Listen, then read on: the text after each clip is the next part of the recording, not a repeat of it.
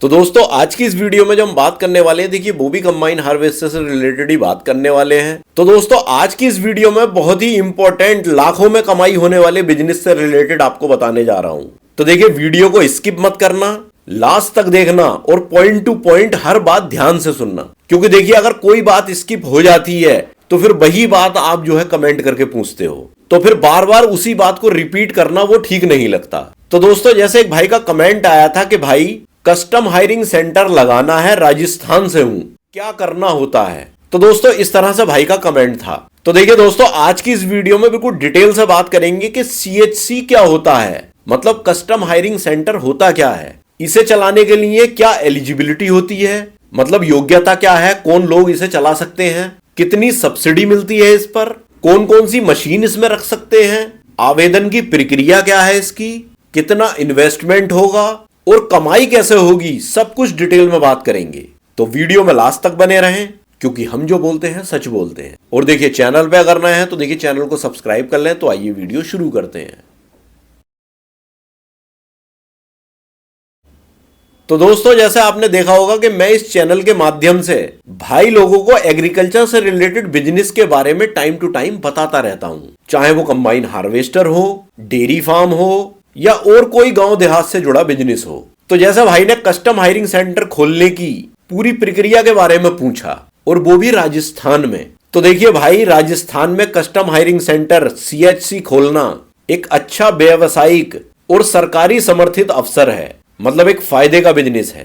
तो दोस्तों सबसे पहले पॉइंट में हम बात कर लेते हैं कि सीएचसी कस्टम हायरिंग सेंटर होता क्या है। तो देखिए दोस्तों कस्टम हायरिंग सेंटर एक ऐसा केंद्र है जहां से किसान घंटे या एकड़ के हिसाब से कृषि मशीन किराए पर ले सकते हैं। ये योजना आमतौर पर submission on agricultural mechanization SMAM के तहत चलाई जाती है। तो देखिए दोस्तों ये तो हुआ सीएचसी क्या होता है। अब दूसरा पॉइंट आता है कि राजस्थान में ये किस विभाग के अंडर में आता है। तो देखिए दोस्तों ये योजना department of agriculture, government of Rajasthan द्वारा चलाई जाती है। ऑनलाइन आवेदन आमतौर पर राज किसान पोर्टल के माध्यम से होता है। अब बात कर लेते हैं देखिए तीसरे पॉइंट की, पात्रता क्या होती है, मतलब एलिजिबिलिटी क्या होती है, मतलब कि कौन लोग इसे खोल सकते हैं। तो देखिए राजस्थान में दोस्तों सबसे पहली शर्त तो यही है कि देखिए वो बंदा जो भी इस सेंटर को खोलना चाह रहा है वो राजस्थान का निवासी होना चाहिए, और उसकी जो उम्र है वो 18 साल से ज्यादा होनी चाहिए, मतलब 18 साल से कम ना हो।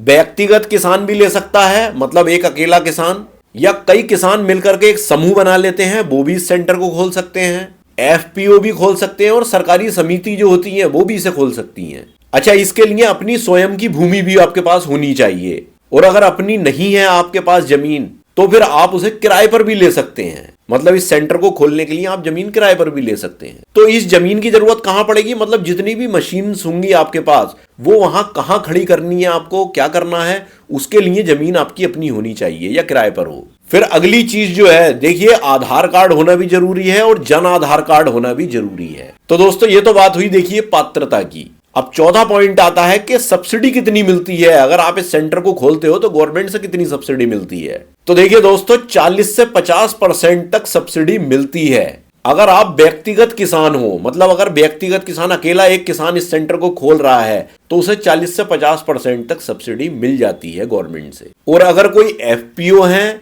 SHG है, SC है, ST है या महिला है तो इन्हें जो है सब्सिडी वो 50% से अधिक भी मिल सकती है, लेकिन ये नीति के अनुसार मिलेगी। तो इसमें अधिकतम सब्सिडी सीमा एक तय होती है। अच्छा, ये हर जिले के अनुसार बदल सकती है जो भी सब्सिडी की सीमा है। अब मैं यहाँ एक एग्जाम्पल के तौर पर आपको बता दूं, जैसे मान लीजिए कोई मशीन आपने 20 लाख रुपए की परचेज की, या कोई मशीन का ऐसा सेटअप है जो 20 लाख रुपए की कीमत का है, तो आपको लगभग 8 से 10 लाख रुपए तक की सब्सिडी मिल सकती है। लेकिन ये योजना पर निर्भर करता है, मतलब कौन सी योजना किस टाइम पर चल रही है, मतलब उस योजना में कितनी अधिकतम सब्सिडी है, ये उस पर डिपेंड करता है। तो दोस्तों ये तो बात हुई देखिए सब्सिडी की। अब पांचवा पॉइंट आता है कि कौन कौन सी मशीन सीएचसी सेंटर में रख सकते हैं। तो देखिए दोस्तों आप अपने क्षेत्र की फसल के अनुसार मशीन चुन सकते हैं, जैसे ट्रैक्टर है, रोटावेटर है, कल्टीवेटर है, सीड ड्रिल है, सुपर SMS है, हैप्पी सीडर है,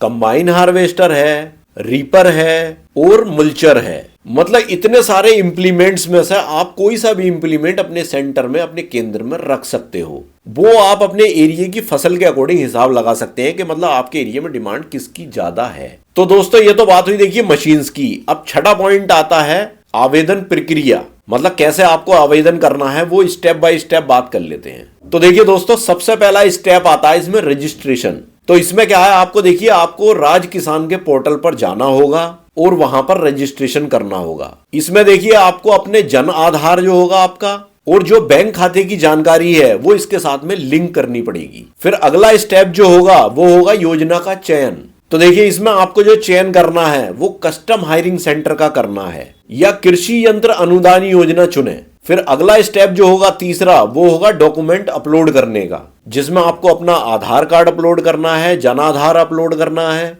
जमीन के पेपर अपलोड करने हैं, बैंक की पासबुक को अपलोड करना है और पासपोर्ट साइज फोटो जो है वो भी उस पर अपलोड करना है। फिर उसके बाद अगला जो चौथा स्टेप होता है वो होता है स्वीकृति। तो देखिए दोस्तों, इसमें क्या होता है, इसमें कृषि विभाग द्वारा जांच की जाती है। मतलब डॉक्यूमेंट अपलोड होने के बाद आपका यहां पर ऑनलाइन प्रोसेस तो खत्म हो जाएगा, उसके बाद आपको एग्रीकल्चर डिपार्टमेंट से स्वीकृति मिलेगी सारे डॉक्यूमेंट्स वगैरह चेक करने के बाद। और जब आपको स्वीकृति मिल जाएगी तो पांचवा जो स्टेप होगा वो होगा देखिए मशीन खरीदने का।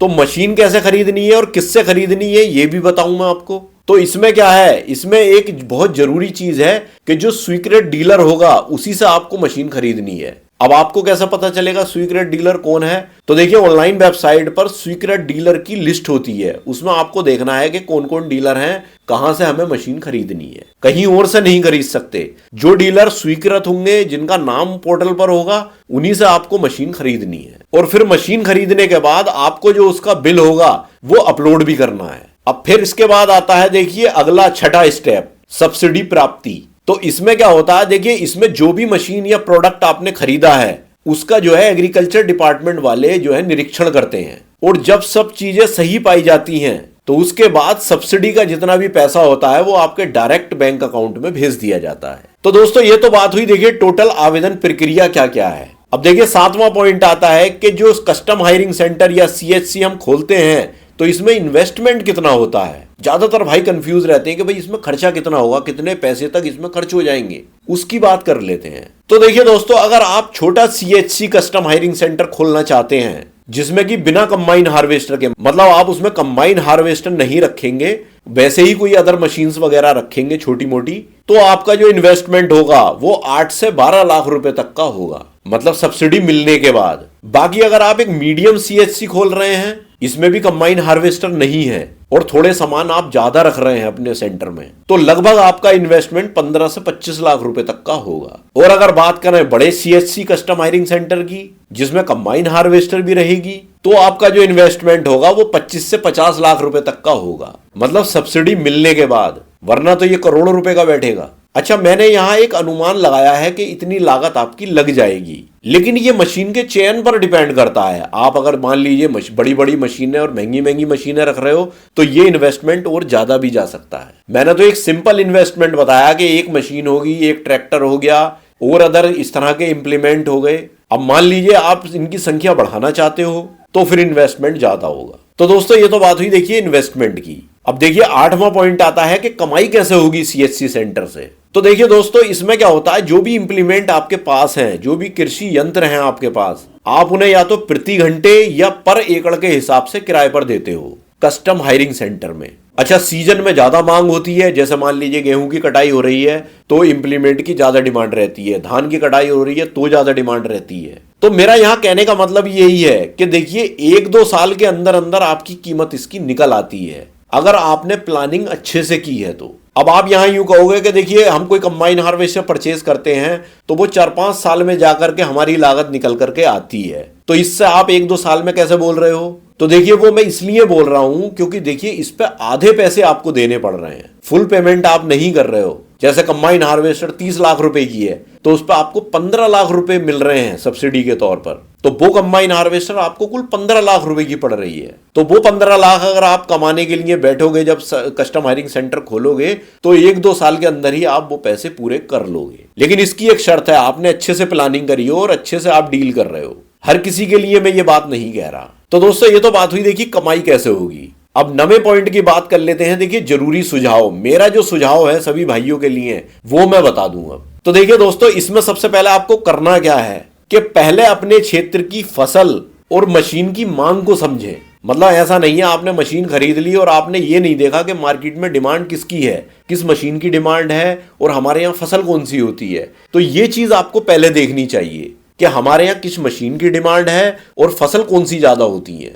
वो ही मशीन आप अपने कस्टम हायरिंग सेंटर में रखें। और फिर अगली चीज जो है वो ये है, किसी एक गांव के बेस पर आप ये सेंटर ना खोलें। आप कम से कम 2, 3, 4, 5 गांवों का सर्वे करें और देखें कि कौन सी फसल सबसे ज्यादा होती है और मशीन की किसकी डिमांड ज्यादा है। फिर इसके बाद देखिए ड्राइवर और ऑपरेटर जो होते हैं उनकी भी व्यवस्था अपने पास हमेशा रखें, क्योंकि ये सारे बिजनेस जो होते हैं ये सब इन्हीं पे डिपेंड करते हैं। ड्राइवर और ऑपरेटर बहुत मेन होता है इन बिजनेस में। फिर अगला जो मेरा सुझाव है सभी भाइयों के लिए वो ये है कि देखिए मशीनों का बीमा जरूर करवाएं। मान लीजिए आपने ट्रैक्टर लिया या कंबाइन हार्वेस्टर ली तो उसका बीमा जरूर रखें। फिर अगला जो मेरा सुझाव है वो ये है कि देखिए बड़ा सीएससी सेंटर एकदम ना खोलें। सबसे पहले आप क्या करें, एक ट्रैक्टर लें और 3-4 मशीन ऐसी ले लें साथ में जो मतलब बहुत जरूरी यंत्र हों। उन्हीं से इस बिजनेस की शुरुआत करें, जिससे कि आपको पता लग जाएगा कि ये सिस्टम है क्या। एकदम से बड़ा सिस्टम करने में आप नुकसान भी उठा सकते हो। तो फाइनली दोस्तों ये तो बात हुई देखिए custom hiring centre CHC centre की डिटेल में। तो देखिए कस्टम हायरिंग सेंटर में बेसिकली जो ज्यादा फायदा जो हो जाता है वो गवर्नमेंट से सब्सिडी मिलने के कारण हो जाता है, क्योंकि देखिए कृषि यंत्र आधे पैसों में मिलते हैं। तो ये बिजनेस जो है वो लाखों की कमाई का बिजनेस हो सकता है। तो बाकी दोस्तों इससे रिलेटेड अगर किसी भी भाई की कोई क्वेरी है या सजेशन है तो वो मुझे कमेंट बॉक्स में कमेंट कर सकते हैं। और चैनल पे अगर नए हैं तो देखिए चैनल को सब्सक्राइब भी कर लें। तो मिलते हैं इसी तरह की किसी नेक्स्ट वीडियो में, तब तक के लिए थैंक यू, बाय।